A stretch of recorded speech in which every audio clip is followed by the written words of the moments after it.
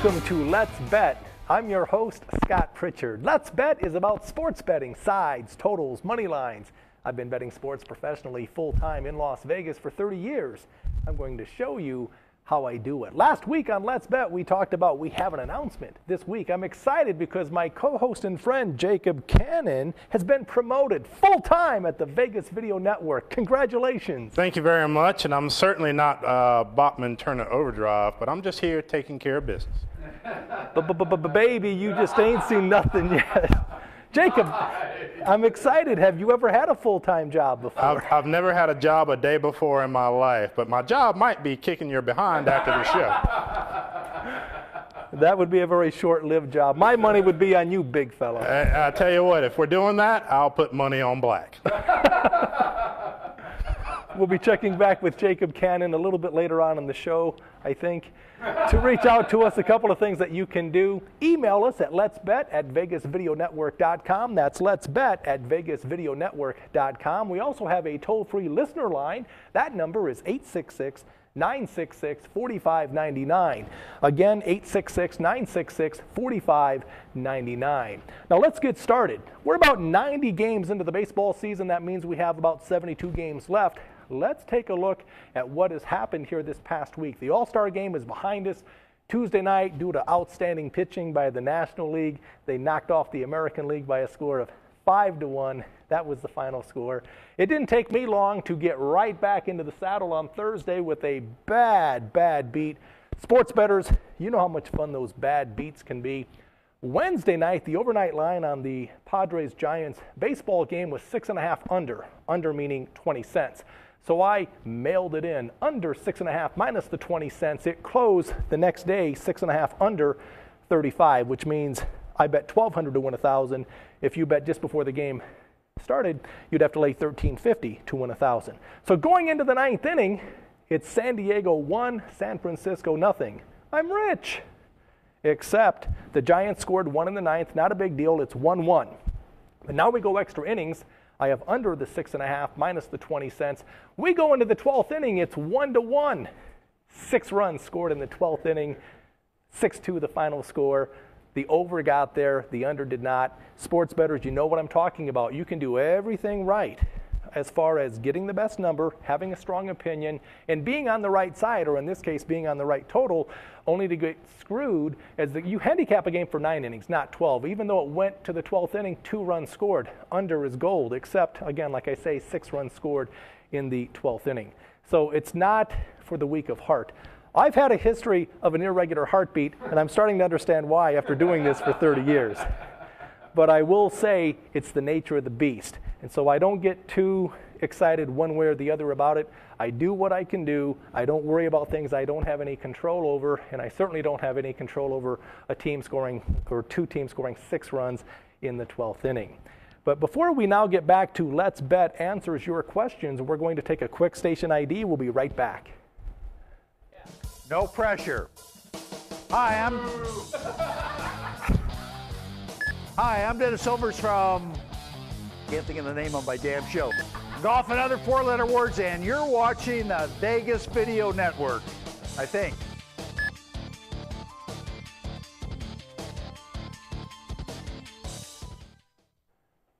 Welcome back to Let's Bet. I'm your host, Scott Pritchard. Great to have you with us. We're live every Friday morning, 11 o'clock Las Vegas time. It's time now for Let's Bet answers your questions. This is where we take questions, comments from the listener line, 866-966-4599.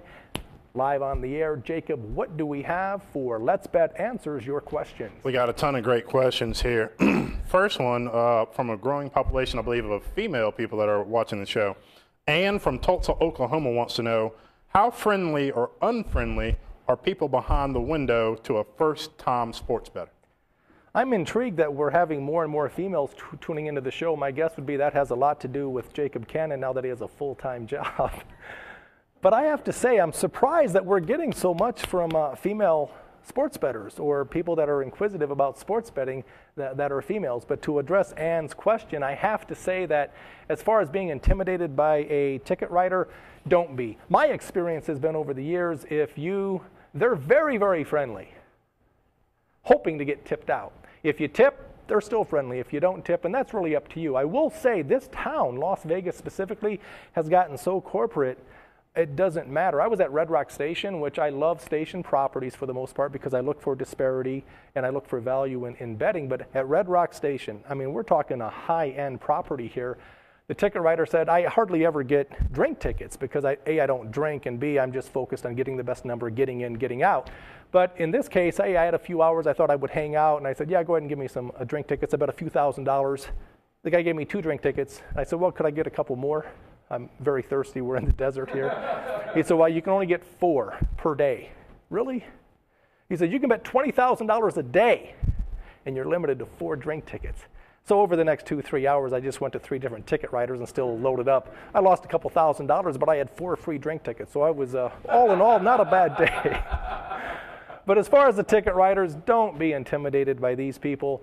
They're more times than not just looking to get tipped out $1 or $2 when you're making your $5, $10 parlays. But if you're betting big money, of course, throw them a bone here and there. But they're more times than not, they're not that well versed in sports betting. They're basically paper pushers, if you will. So they're just following the rules per the upper management at a specific sports bet. Next. Great one. Derek from Alpharetta, Georgia, says the Phillies have the best record in baseball, but are they the team that have made the most money when it comes to sports betting in baseball? Interesting question from the vantage point. The Phillies on paper going into the regular season, they were favored to get to the National League pennant. And here's a team that they have the best record in baseball, but as far as are they the biggest money maker? No, and the reason is it really makes sense if you think about it. If you're laying 2-1 or 220 or 240 when Halladay, Lee, Oswalt, or Hamels, when those guys are on the mound, it's tough. I mean, you have to be right 20 times out of 30. That's just to break even. So the idea is here, the Pittsburgh Pirates, now that team in all of baseball, they've been the top moneymaker. In fact, just a couple of days ago, my research indicated that the Pirates, if you blindly bet them, whether they're a favorite or a dog from April, you would be up close to $14,000 if you're betting $1,000 a game. Now, the other side of that coin, if you bet against the Houston Astros from day one, you would be up close to $27,000 contingent on the fact that you bet $1,000 blindly against that team on a day-in, day-out basis. So up to this point, yes, the Phillies have the best record, but the top moneymaker in wins, the Pirates. And the top moneymaker in terms of losing, if you bet against this team, the Houston Astros. Jacob? Quick question from the live chat. Bill G wants to know, do you bet on parlays? I do not bet parlays. Now, baseball, it's a little bit of a different animal. But as far as parlays, we've talked about this many times before. If you're betting WNBA, arena football, or college and pro football, college and pro basketball, don't bet parlays, and the reason is it's a sucker bet long-term, generally speaking, because, for instance, if you bet a 2-team parlay, the sports books will pay you 13-5, which is plus 260. If you shop, you might be able to steal a 14-5, which is plus 280. But the true odds on a parlay are 3-1. So if you love the idea of investing a little to win a lot, then go ahead and bet a parlay, but do it on a Saturday morning in a college game, and then take that win and roll it over into later in the day, a totally different game. And then if you win that, it's a 2-team parlay, and you're getting 3-1 as opposed to plus 260 or plus 280. Now, the sports books, they make a lot of money off parlays and teasers. I do straight plays only. The other thing is, too, as you increase the number of teams that you want on a parlay, 5-teamer, for instance, they'll pay you 20-1, but the true odds are 32-1. Plus, I have to say, it's challenging finding one winner, not to mention 2, 3, 4, or 5. But you can imagine if you bet $100 on a 5-team parlay, you net $2,000, but the real odds are 32-1, which means you're pissing away $1,200. I don't know if I can say that, but I guess Scott Whitney, the producer, will tell me after the show. So maybe we can edit that. Maybe that's the beauty of live internet TV, my friends.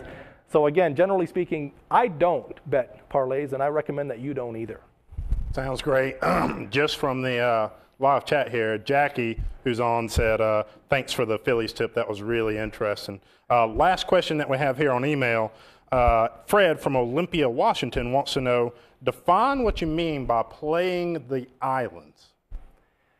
When you're sports betting, obviously we're based in the sports betting capital of the world, Las Vegas, Nevada, but over the past 10 to 15 years, more and more sharp bettors have gone to the islands because we're talking about international sports books. Well, they will do a lot to encourage you to bet by giving you less odds or less juice, if you will, instead of laying 20 cents on a baseball game. Why would you lay 20 cents when you can lay 8 cents in the islands? Now, there are some specific sports books in the islands that I use and or look to as a point of reference. Pinnacle is very good. Greek, Grande, Rio, Chris, these are places that are really good in terms of being able to track sharp numbers, sharp bettors, if you will.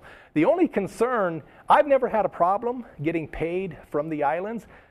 The last thing you ever want to be concerned about, my friend, is if you win, are you going to get paid? And you never know, a hurricane can come in and wipe out, plus the government being what it is, again, the poker being what it is, you're not allowed to play online and or in the islands. It's probably just a matter of time before you won't be able to do that from a sports betting standpoint as well. In fact, Pinnacle, a few years back, withdrew a lot of people in the United States with their money and their deposits. So just please keep in mind, you're always looking for as many outs as you possibly can get, whether it's in Las Vegas or in the islands. But to address the question, when I'm talking about the islands, I'm talking about, please understand that in Las Vegas, in the United States of America, Las Vegas, Nevada is the only state that you can actually make straight plays on in terms of sports betting. And international sports books say in Costa Rica, they do more business in one day than all of the sports books in Nevada combined. So just think about that in terms of logistics. That's going to wrap up this edition of Yes, Sirs. How do you actually place the bet? You make a phone call? Is it online? 90% of the time it's online. You can do it. The other thing is if you have a contact or an agent, if you will, that's in and you have established good credit, fortunately, I have been able to do that. Lawyers hang out with other lawyers, accountants hang out with other accountants, professional sports bettors hang out with other professional sports bettors, and we all have contacts, we all have leads. That was Scott Whitney, the producer of the show, by the way, and believe you me, when he speaks, I listen. Anything else, young man? No, sir. That's going to wrap up this edition of Let's Bet. I'm your host, Scott Pritchard. Jacob Cannon, do you have any final comments? Well, I just want to say that earlier I was a little aggressive. I'm really not that way. I'm not heavy D, but I got nothing but love for everybody here. My Lord. Getting warm and fuzzy all over. Jacob, great having you with us. That's going to wrap up this edition of Let's Bet. I'm Scott Pritchard for the producer, Scott Whitney, and my friend and co-host, Jacob Cannon. Tune in every Friday morning, 11 o'clock Las Vegas time. Keep in mind, too, every Friday night from 6 to 10, KSHP Radio. These programs, all the programs on the Vegas Video Network, are simulcast, so be sure and check that out. To reach out to us, email us at letsbet@vegasvideonetwork.com. That's letsbet@vegasvideonetwork.com. My website is pritchardspicks.com. That's pritchardspicks.com. In the meantime, keep those questions and comments coming. Our listener line, 866-966-4599. Again, 866-966-4599. I'll leave you with the words my first wife left me with back in 1993 as she drop kicked me to the curb. Good luck and goodbye.